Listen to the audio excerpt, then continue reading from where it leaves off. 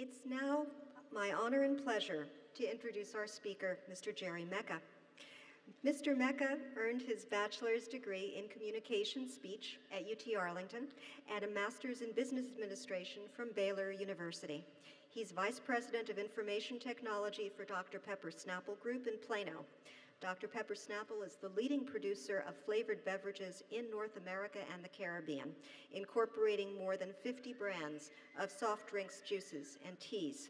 Mr. Mecca previously served as CIO for the Dr. Pepper 7-Up Bottling Group, which is the largest independent bottling company in North America, and in a key IT strategy role at Burlington Resources Oil and Gas. He was also involved in the startup and IPO of Ingram Micro and the startup of the network interface maker Applied Creative Technology Incorporated. While studying at UTA-Arlington, Mr. Mecca was a member of the 1981 Southland Conference champion football team. He's active in the United Ray Tocqueville Society and the Texas Scottish Rite Hospital for Children.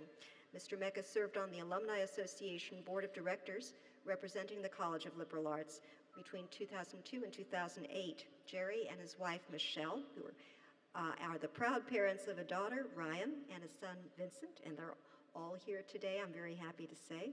And he is an enthusiastic advocate for UTA-Arlington and higher education in Texas. Ladies and gentlemen, Mr. Gerry Mecca.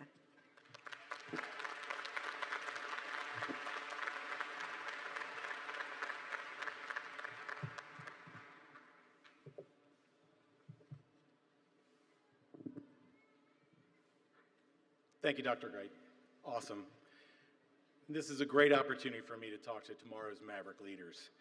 I'm truly honored for a chance to return here to UTA and to share a few of my thoughts. But first, I have to say something about this awesome facility.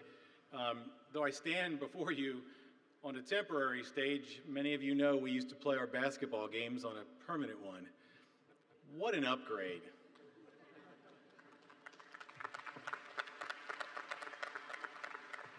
When I was preparing for my speech, I asked my wife, Michelle, who incidentally is also a UTA graduate, what she remembered from her commencement address. In fact, I asked my friends and my coworkers the same exact question, and honestly, most couldn't remember who spoke, much less the memorable moment. My hope today is I'll provide you something to remember. But the good news is, if you forget everything because maybe you've already started your celebration a little earlier today, I'm told you can always find it later on YouTube. That's what Dr. Wright told me. This way you can review my searing insights at a later time. But seriously, one thing I must share with you today is I am one of you. Not just a Maverick or a Pepper, but 32 years ago, I also completed my coursework, and because of an awesome liberal arts degree from a super university, I had several job offers. The one I chose required me to report to work immediately, so I didn't walk to receive my diploma. I came and picked it up myself, quite unceremoniously, from the college office. Today, Mavericks, I walk with you.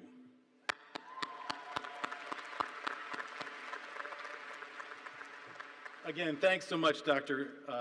K, Dr. Wright, and also thanks to the late, great Nita Cox, who taught me to enunciate and project. How am I doing, Nita? There are many definitions of the word maverick. Think about it. You could have been a horned frog. Aren't those extinct? You could have been an Aggie. A what? You could even have vowed to be a Buckeye. I still don't know what the heck that is.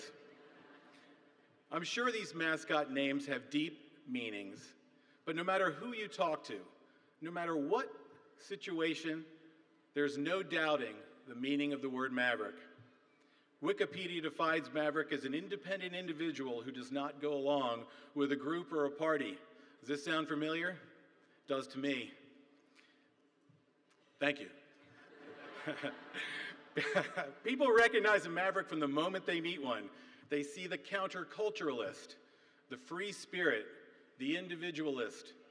Pretty much says it all. However, how does one get to be a maverick?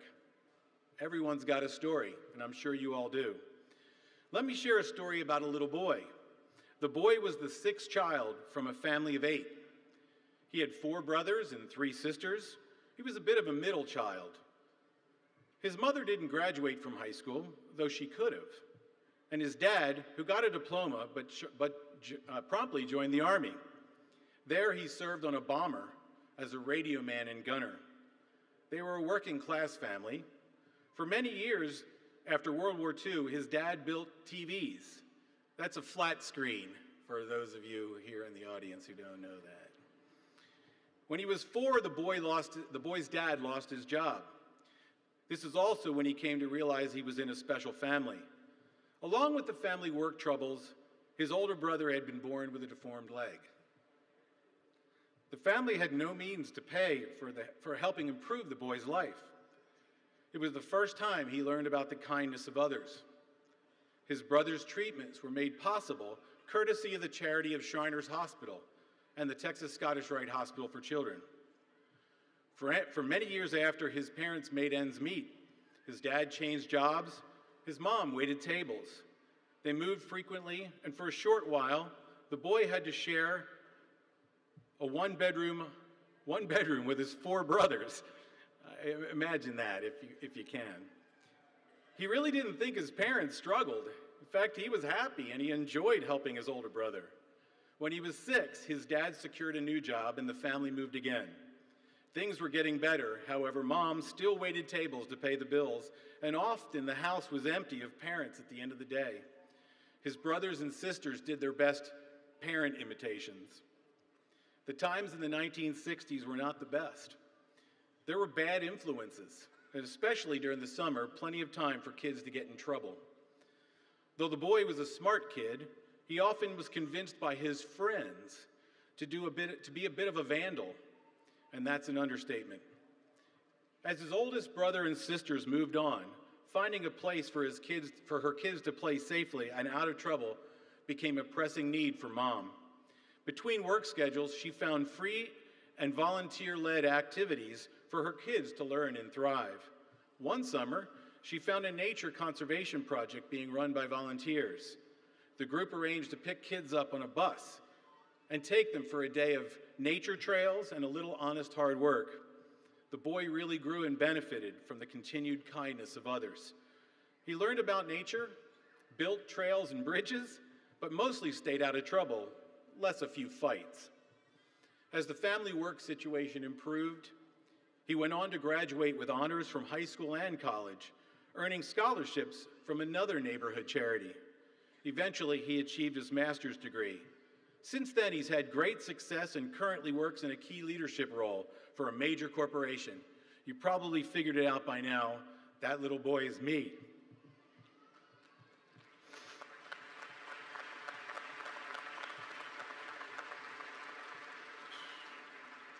I am convinced, without the lessons I learned from selfless givers and the guidance and opportunities afforded by volunteers, teachers, and counselors, I was destined to turn out completely different.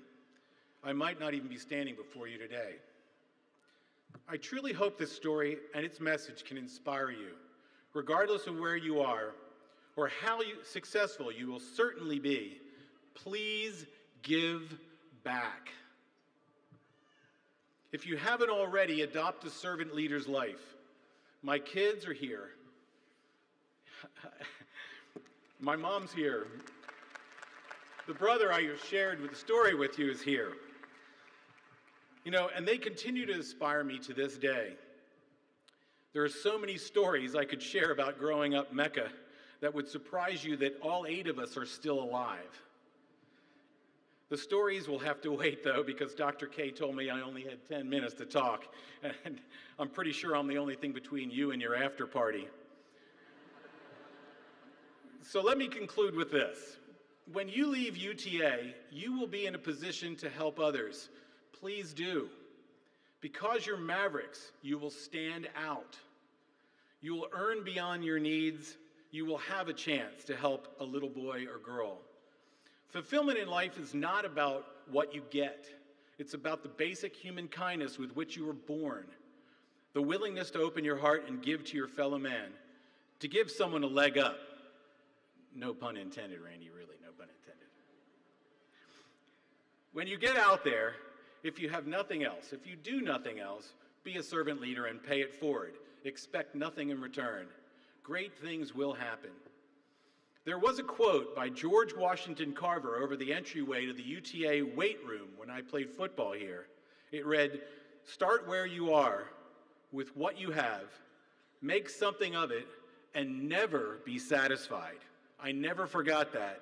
You're part of something greater than you are. You are a maverick. Congratulations and Buckham Mavs.